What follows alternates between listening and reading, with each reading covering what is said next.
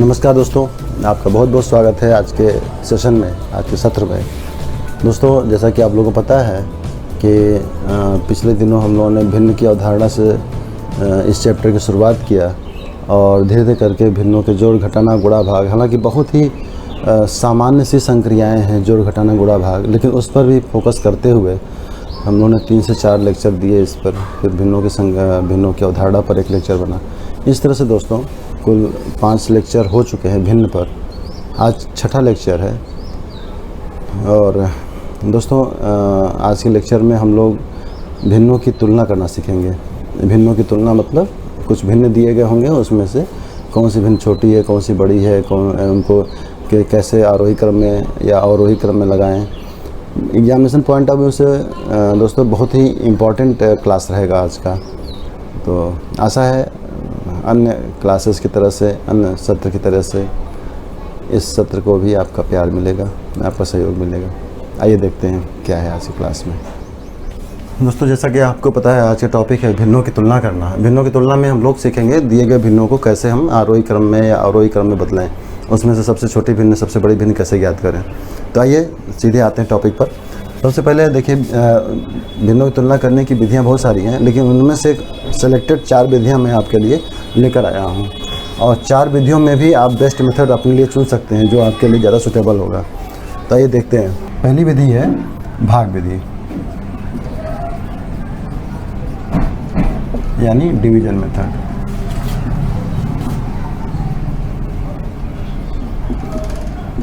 इस विधि के अंतर्गत दिए गए भिन्नों के अंश को संबंधित हर से भाग दे देते हैं। दिए गए भिन्नों के अंश को संबंधित हर से भाग दे देते हैं और भाग के पश्चात जो संख्याएं प्राप्त होती है उन संख्याओं की तुलना कर ली जाती है और उसके आधार पर छोटा बड़ा भी अरेंज कर लेते हैं। हालांकि यहाँ पर मैं एक चीज़ बता दूँ, भाग देने पर दशमलव में संख्या आएगी। दशमलव हम लोग पढ़े नहीं हैं, लेकिन फिर भी अगर पूर्व ज्ञान है तो उसके आधार पर ही इसकी गणना की जाएगी, क्योंकि बहुत सारे चैप्टर आपस में ऐसे गुथे हुए हैं कि उनको बिल्कुल सेपरेट करके पढ़ाना बहुत मुश्किल है। तो आइए एक एग्जांपल देखते हैं हम लोग। जैसे मान लीजिए 2/5 है, 1/3, 4/9, 8/11 ऐसे है।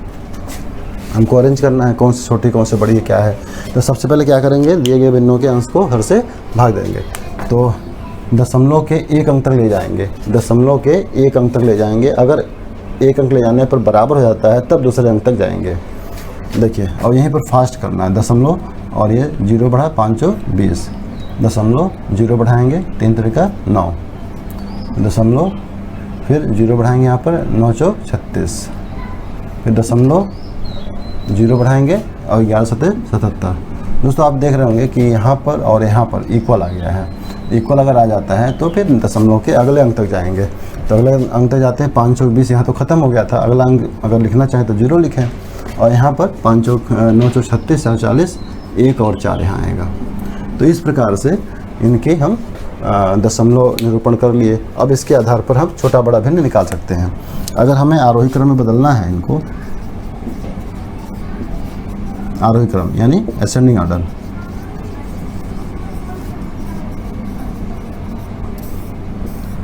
आरोही क्रम का मतलब छोटे से बड़ा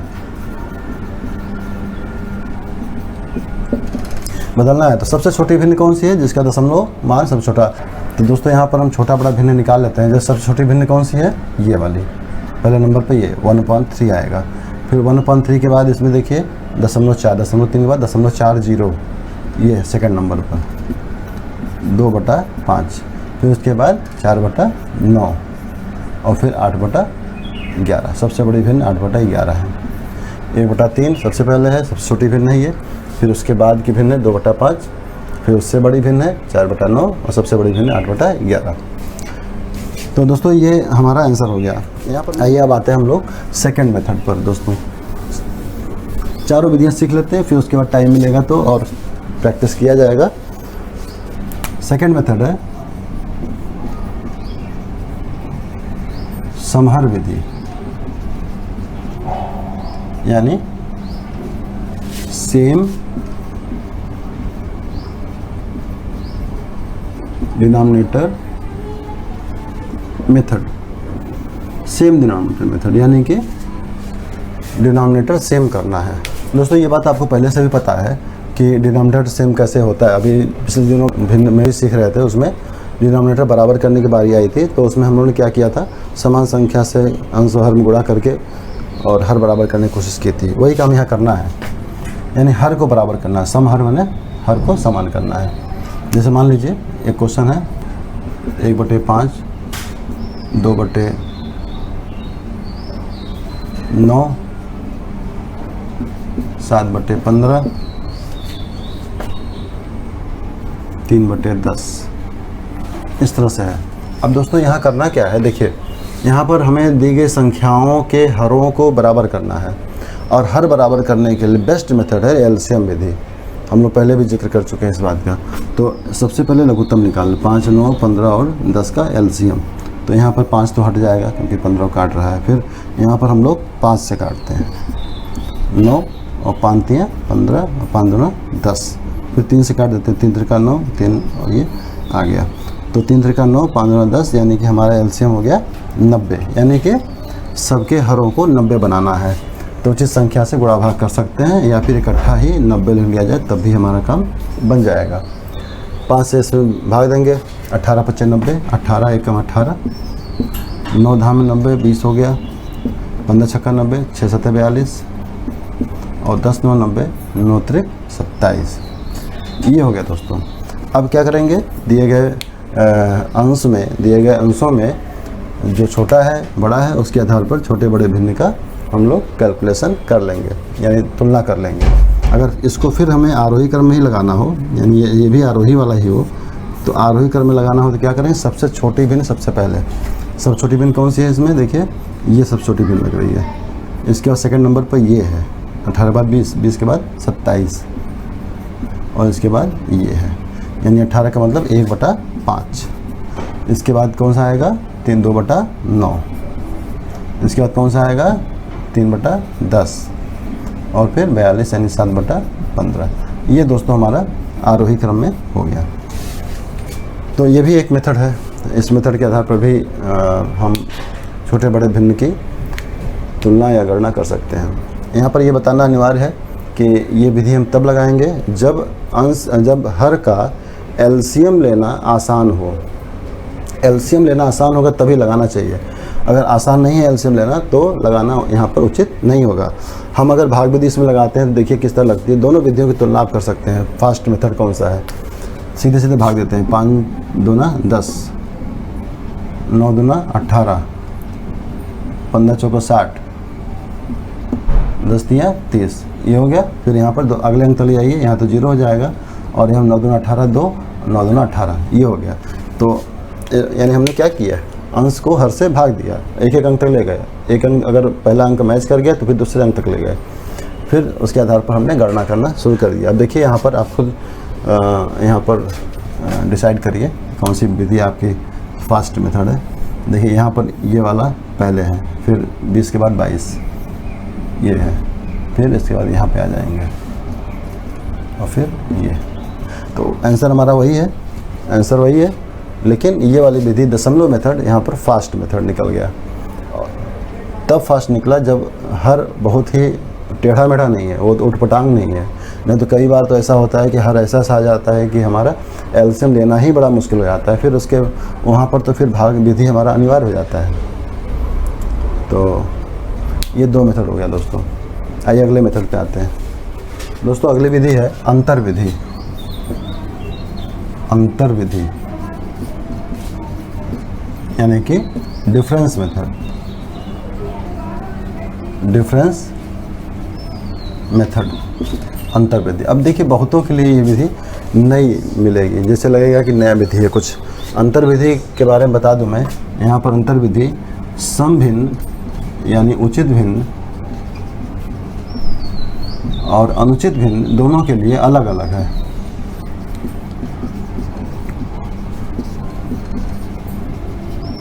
समभिन्न और विषम भिन्न दोनों भिन्नों के लिए ये विधि अलग अलग है। दोनों को हमें अलग अलग पढ़ना पड़ेगा। जैसे अभी हम 2 विधि पढ़ रहे थे, दोनों विधियों में चाहे समभिन्न हो चाहे विषम भिन्न हो, हमें कोई दिक्कत नहीं था, सीधे एक ही विधि से दोनों हमारा चल जाता। लेकिन हाँ, यहाँ पर हमें चूँकि अंतर विधि है, इस विधि की अपनी विशेषता है, यह विधि सम भिन्न के लिए अलग तरीके से काम करती है और विषम भिन्न के लिए अलग तरीके से काम करती है, यानी उल्टे तरीके से काम करती है। तो आइए देखते हैं पहले हम लोग सम भिन्न के लिए। तो अगर विधि को ध्यान से समझिए, दिए गए भिन्नों में अगर सारे भिन्न सम हैं, सारे भिन्न सम हैं और अंश व हर का अंतर समान है, अंश व हर का अंतर समान है, तो वह भिन्न सबसे छोटे भिन्न होगी जिसका अंश व हर सबसे छोटा होगा। ठीक है, जैसे देखिए मान लीजिए भिन्न लेते हैं 2/5, 7/10, 13/16, 10/13, 1/4, 5/8। दोस्तों इस तरह हमने भिन्न लिया। अब देखिए अपने टाइप के क्वेश्चन के लिए ये बेस्ट मेथड है, अपने टाइप के क्वेश्चन के लिए ये बेस्ट मेथड है। अगर इस टाइप का क्वेश्चन मिला है जहाँ पर अंश व हर का अंतर समान है, देखिए यहाँ पर अंश हर का अंतर समान है, यानी हर जो है अंश से 3 ज़्यादा है, ये भी 3 ज़्यादा है, ये भी 3 ज़्यादा है, ये भी 3 ज़्यादा है, ये भी 3 ज़्यादा है, ये भी 3 ज़्यादा है, यानी प्रत्येक भिन्न के अंश व हर का अंतर यहाँ पर समान है। तो जब अंश व हर का अंतर समान होगा तो सबसे छोटी भिन्न कौन सी होगी, जिसमें छोटे अंकों का प्रयोग किया, सबसे छोटी भिन्न 1/4 और सबसे बड़ी भिन्न क्या होगी, सबसे बड़ी भिन्न कौन सी होगी इसमें 13/16, यानी जिसमें बड़े अंकों का प्रयोग किया गया है वो बड़ी भिन्न और जिसमें छोटे अंकों का प्रयोग किया गया है वो सबसे छोटी भिन्न। दोस्तों बहुत ही अच्छी विधि है, लेकिन तब उसके लिए जब इस टाइप का क्वेश्चन मिले एग्जाम में। चलिए इसी में हम देखते हैं विषम अगर होगा तो क्या करेंगे। इसको अगर आरोही में लगाना है तो आरोही में लगाने के लिए क्या करेंगे, सबसे छोटी भिन्न देखिए आरोही लगाते हैं।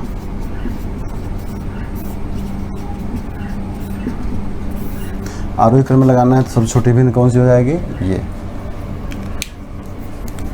ये पहले आएगा, उसके बाद ये आएगा, उसके बाद ये आएगा, फिर ये वाला, फिर ये वाला और फिर ये, यानी 1/4 सबसे पहले सबसे छोटी भिन्न है, 1/4 से बड़ा 2/5, 2/5 से बड़ा 5/8,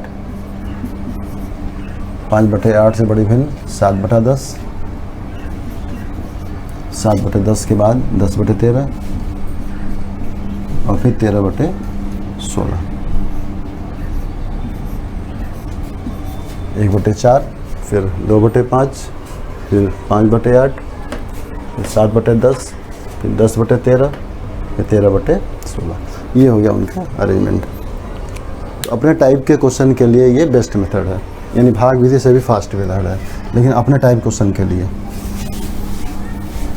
दिए गए भिन्नों में सभी भिन्न अनुचित भिन्न होंगे तो यही काम होगा, लेकिन ये प्रोसेस पूरा उलट जाएगा, पूरा प्रोसेस उलट जाएगा, यानी कि जिसमें बड़े अंकों का प्रयोग किया गया है वो सबसे छोटी भिन्न होगी और जिसमें छोटे अंकों का प्रयोग किया गया है वो सबसे बड़ी भिन्न होगी। आइए देखते हैं क्वेश्चन। दोस्तों ये कुछ हम लोगों ने क्वेश्चन लिए हैं, इसको देखिए क्वेश्चन पे थोड़ा सा ध्यान देंगे तो आपको पता चलेगा कि सभी भिन्न, पहली बात अनुचित हैं, सॉरी यहाँ पर विषम होगा, सभी भिन्न यहाँ पर अनुचित हैं और सभी भिन्न में अंश जो है वो हर से देखिए 2 बड़ा है, +2, ये भी 2 बड़ा है, +2, ये भी 2 बड़ा है। तो इस तरह से सभी भिन्न का अंश जो है वो अपने हर से 2 अधिक है यानी अनुचित है, इक्वल डिफरेंस है यानी अंतर समान है। अंतर विधि की खासियत है कि अंतर समान होना चाहिए आंसर में, तो अंतर समान है इस आधार पर। और जो हमारा मेथड है देखिए उसमें बताया गया था अभी कि जो बड़े अंकों वाली भिन्न होगी वो सबसे छोटी होगी और जो छोटे अंकों वाली भिन्न होगी वो सबसे बड़ी होगी।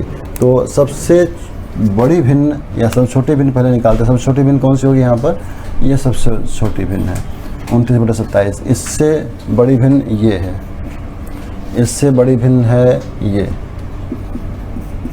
इससे बड़ी भिन्न है ये। और सबसे बड़ी भिन्न है ये 29/27,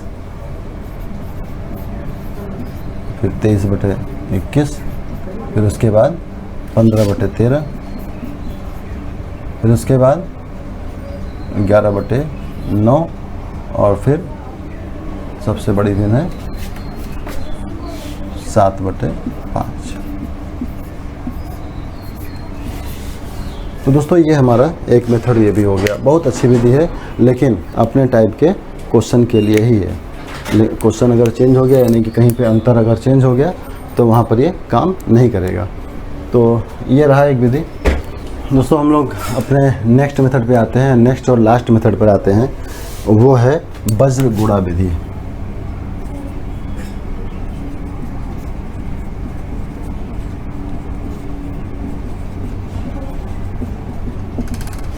यानी क्रॉस मल्टीप्लिकेशन।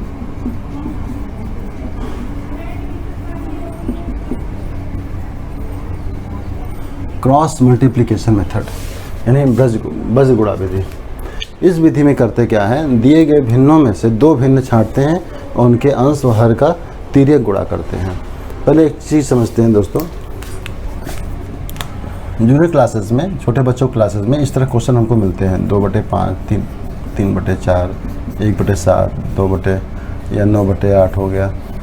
ऐसे क्वेश्चन मिलेंगे 5/8,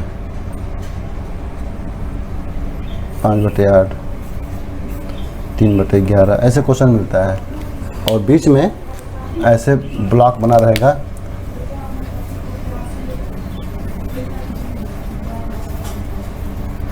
और इसमें भरना रहता है इन 3 चिन्हों में से कोई भी।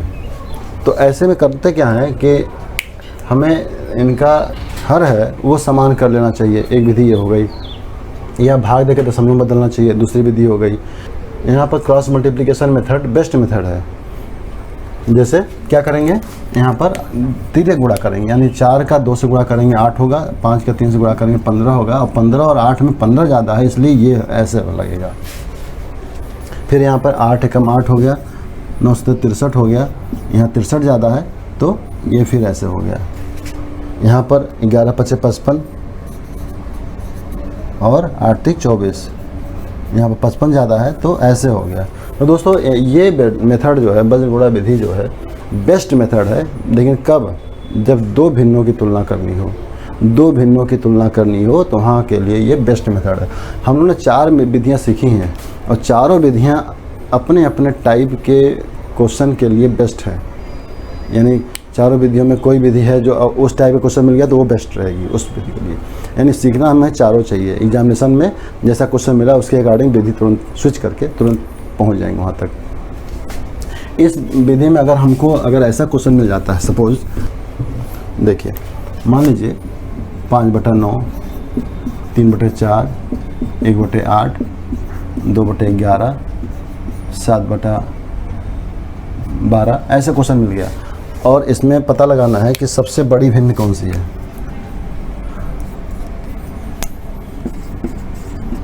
सबसे बड़ी भिन्न पता लगाना है। तो दोस्तों देखिए क्या करने जा रहे हैं हम लोग।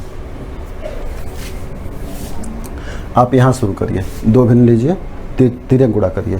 तो 4×5 = 20 और 9×3 = 27। बड़ी भिन्न निकालना है ना, तो छोटे वाले को हटाते जाएंगे। ये हट गया।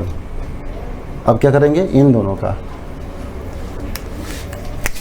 8×3 = 24, ये भी हट जाएगा, और 4 एकम 4। इन दोनों में कौन सी छोटी है, ये छोटी हट जाएगी। फिर इन दोनों का 11×3 = 33 और 4×2 = 8, ये भी छोटा है। फिर यहाँ पर फिर यानी जो ऊपर गुणा किए गए हैं वो गुणा हमारा अगले वाले में काम नहीं आएगा दोस्तों। फिर 12×3 = 36, 4×7 = 28, तो ये भी छोटा है, ये बड़ी हो गई। इस प्रकार से सबसे बड़ी भिन्न ये मिल गई हमें, यानी 3/4 सबसे बड़ी भिन्न है।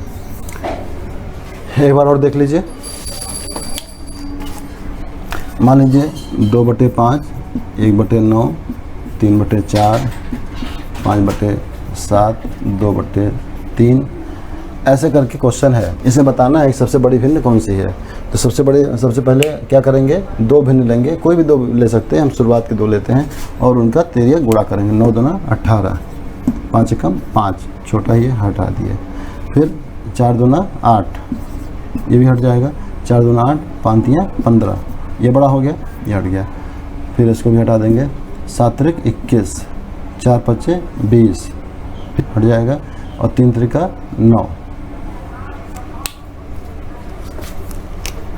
3 त्रिका 9 और 4 दूना 8, ये सबसे बड़ी भिन्न है ये। तो 3/4 सबसे बड़ी भिन्न है। फिर तो कुल मिलाकर के बात ये है कि दिए गए भिन्नों में सबसे बड़ी भिन्न ज्ञात करनी हो, सबसे छोटी भिन्न ज्ञात करनी हो, या 2 भिन्नों की आपस में तुलना करना हो, छोटा बड़ा निकालना हो, वहाँ के लिए बेस्ट मेथड है ये। ठीक है। लेकिन अगर यहीं पर इसको आरोही क्रम में लगाना हो या अवरोही क्रम में लगाना हो तो उसके लिए ये अच्छी विधि नहीं मानी जाएगी। क्यों? क्योंकि एक पूरा प्रोसेस करने के बाद आपको उसमें से सबसे छोटी भिन्न या सबसे बड़ी भिन्न निकल के आएगी, फिर उसको आप अलग करेंगे, फिर दिए गए नंबर के साथ फिर पूरा प्रोसेस करेंगे, तो बहुत सारा टाइम लगेगा इसमें।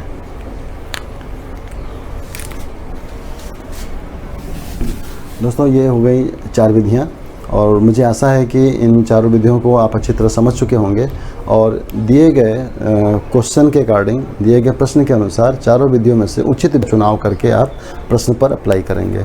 हम ये नहीं कह सकते हैं कि भाग विधि अकेला सीख लेंगे तो सबसे अच्छी विधि मानी जाएगी।